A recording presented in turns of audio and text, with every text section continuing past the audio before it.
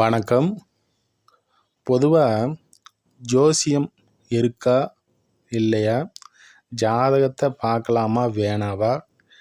அதாவது ஒரு சிலர் பார்த்தீங்கன்னா ஜாதகத்தை திருமணத்திற்காக பார்க்கலாம், இல்லை ஒரு தொழில் தொடங்குறதா இருந்தால் பார்க்கலாம், இல்லை ஒரு முக்கியமான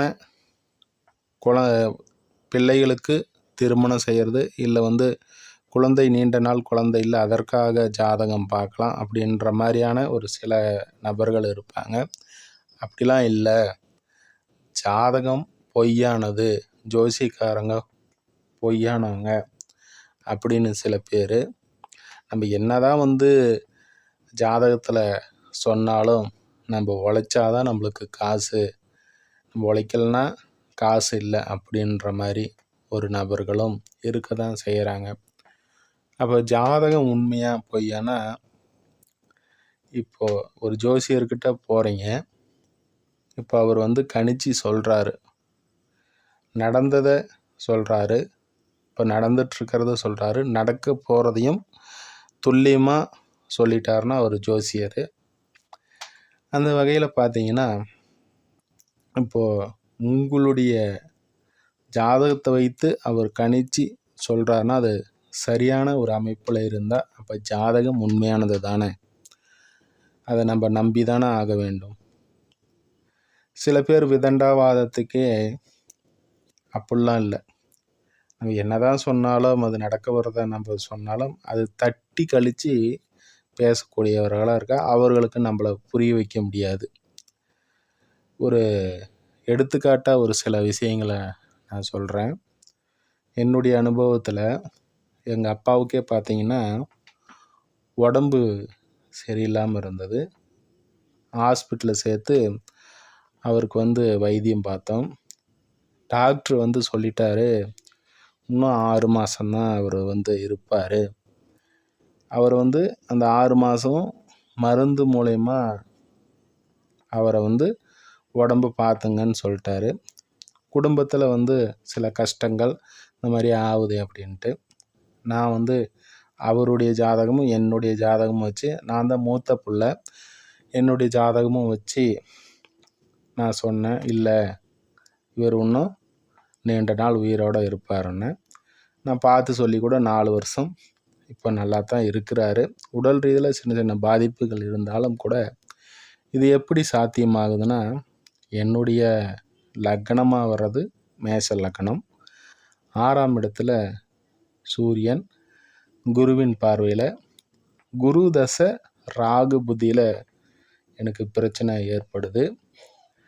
ராகு கும்பத்தில் 11ஆம் இடத்துல இருக்கிறாரு. இந்த ராகு மீது சூரியன் போகும்போது எனக்கு ராகு புத்தி நடப்பில் இருக்கிறதுனால அவருக்கு பாதிப்பு ஏற்படுது. என்னுடைய ஜாதகத்தை காட்டிலும் என்னுடைய தம்பி, எனக்கு சகோதரர் ஒருத்தர் இருக்கார், அவருடைய ஜாதகத்தில் ரொம்பவும் அழுத்தமான ஒரு அமைப்பு இருந்தது. என்னுடைய ஜாதகத்தில் அந்த ராகுவை கடக்கும்போது நான் மருத்துவமனைக்கு போய் அவரை வீட்டுக்கு கூப்பிட்டு வந்துட்டேன். ஒரு 10 நாள் இருந்து மறுபடியும் இந்த மாதிரி உடம்பு சரியில்லாமல் போகுது. அவருடைய ஜாதகத்துலேயும் அதே மாதிரி தான். அவருக்கு குரு தசையில் ஒரு புத்தி ஞாபகம் இல்லை, ஆனால் ராகுவுடைய அந்தரம் சூரியன் போயிட்டுருக்குறது. அவருக்கு மீன லக்னம், 11ஆம் இடத்துல ராகு, சனி, சூரியன் ஆகிய 3 கிரகங்களும் இருக்கிறாங்க. இப்போ அந்த சூரியன் சனி, ராகு இதெல்லாம் கடக்கும்போது பார்த்தீங்கன்னா உடல் பாதிப்பு ஏற்படுது. ராகுவுடைய அந்தரமும் கிட்டத்தட்ட ஒரு 3 மாத காலமாகவே அவருக்கு பிரச்சனை. அந்த காலகட்டத்தில் ஒரு ஹாஸ்பிட்டலுக்கு கூட்டின்னு போனாங்க, அங்கே சரியில்லைன்ட்டு மறுபடியும் இன்னொரு ஹாஸ்பிட்டலுக்கு கூட்டின்னு போனாங்க. அப்போ அந்த சூரியன் கடக்கிற வரைக்குமே பார்த்தீங்கன்னா பிரச்சனை இருக்குது. அந்த 1 மாத காலமாகவே பிரச்சனை இருக்குது. அந்த நெருங்கி ஒரு 15 டிகிரி கடக்கிற வரைக்கும் பிரச்சனை இருக்குது. அடுத்தது கடந்ததுக்கு பிறகு பார்த்தீங்கன்னா, ஓரளவுக்கு உடம்பு தேறி வீட்டுக்கு வந்துட்டாரு. இருந்தாலும் அந்த ராகு அந்தரம் முடியிற வரைக்குமே சில சில உடல் உபாதைகள் இருந்தது. நான் ஒரு தெளிவான ஒரு விஷயத்த சொன்னேன். இவர் நீண்ட நாள் உயிரோடு இருப்பார், இவருக்கு ஒன்றும் ஆபத்து இல்லைன்னு நான் சொன்னேன். டாக்டருங்க சொன்னாங்க அப்படிலாம் இல்லை, இவர் வந்து இன்னும் 6 மாதமோ 1 வருஷமாக தான் இருப்பார் அப்படின்னு. அது நடந்தும் 5 வருடமாக அவர் இருக்கிறாரு. அதற்கு காரணம் என்ன? ஒரு டாக்டரு கை விரிச்சும் ஒரு ஜோசியர் வந்து இல்லை அப்படின்னு சொல்கிறதுக்கான காரணம் என்ன? ஒரு ஸ்கேன் ரிப்போர்ட்டு இல்லை மற்ற மருந்து இது எல்லாமே தாண்டி நம்ம சொல்கிறோம்னா அது எப்படி நிற்கிதுன்னா, அங்கே தான் ஜோசியம் நிற்கிது. அந்த வகையில் பார்த்தீங்கன்னா, என்னுடைய ஜாதகத்தில் சூரியன் 6ஆம் இடத்துல இருக்கார், குருவின் பார்வையில் இருக்கிறார். 9ஆம் பாவாதிபதி 2ஆம் இடத்துல இருக்கிறாரு.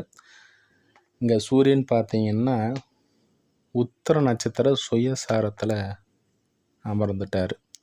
புதன் 7ஆம் இடத்துல நட்பு நிலையில் இருக்கிறார். அப்போ உடல் ரீதியில் அவருக்கு பாதிப்பு இருக்கும்.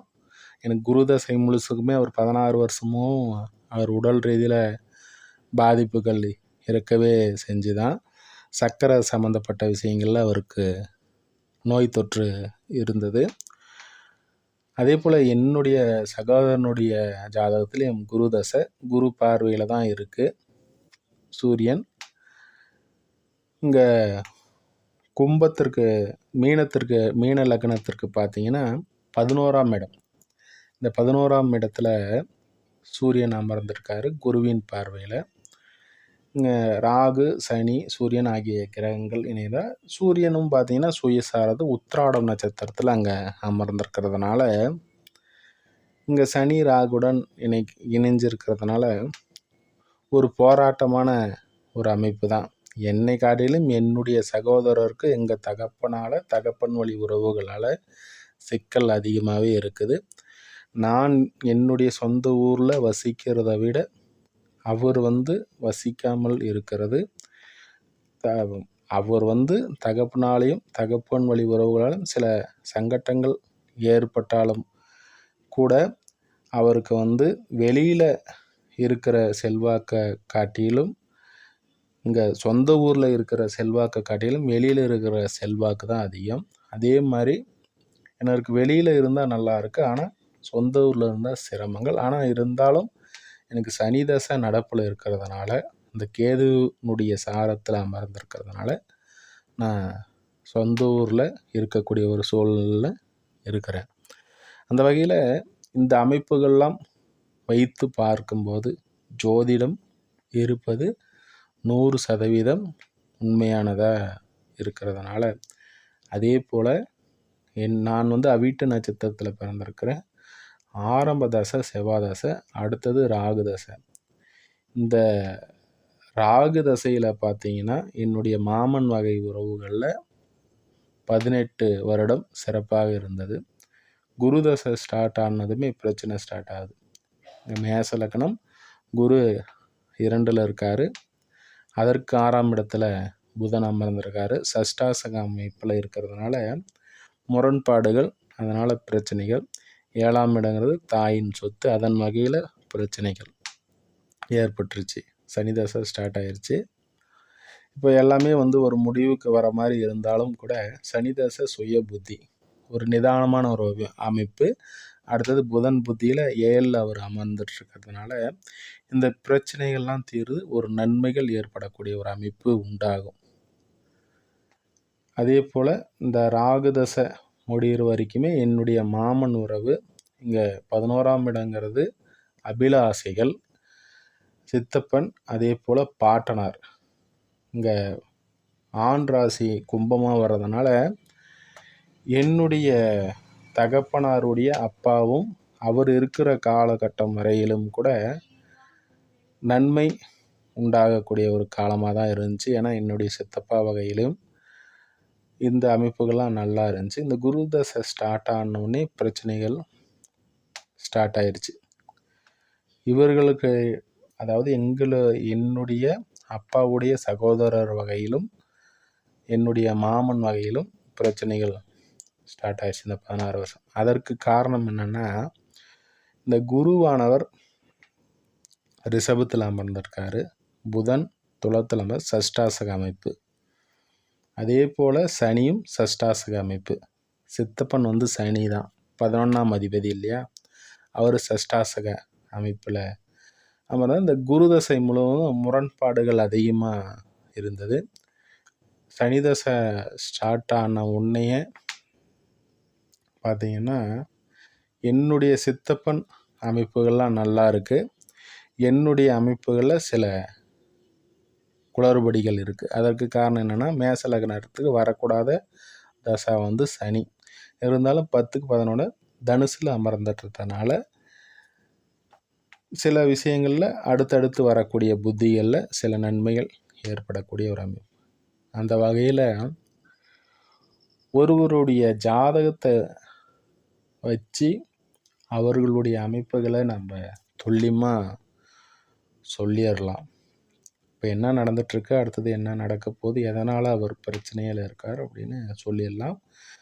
ஜாதகம், ஜோதிடம் ஒருவருடைய, அதாவது வாழ்க்கையில் ஜோதிடம் என்பது அவருடைய ஜாதகத்தை வைத்து கணித்து துல்லியமாக சொல்லக்கூடிய ஒரு இது விஞ்ஞானம்தான். இதுவும் ஒரு விஞ்ஞானம்தான். அந்த வகையில் மெய்ஞானம்னு ஜோதிடத்தை சொல்கிறோம். ஆனால் விஞ்ஞான ரீதியில் நம்ம இதை அறிவுபூர்வமாக எடுத்து நம்ம சொல்கிறதுக்கான அமைப்புகள்லாம் இன்னும் வரல, துல்லியமான அமைப்புகள்லாம் இன்னும் வரல. அந்த அமைப்புகள் வரும்போது ஜோதிடம் எல்லாராலையும் போற்றப்படும். அதே வகையில் ஜோதிடர்களும் உண்மையான ஜோதிடர்கள் வெளியில் வருவாங்க. இங்கே நிறைய பேர் வந்து ஜோசியம் சொல்கிறேன்ட்டு ஏமாத்துறவங்க நிறைய பேர் இருக்கிறாங்க. துல்லியமாக சொல்கிறவங்களும் இருக்க தான் செய்கிறாங்க. நன்றி, வாழ்த்துக்கள். இன்னொரு பதிவில் சந்திப்போம்.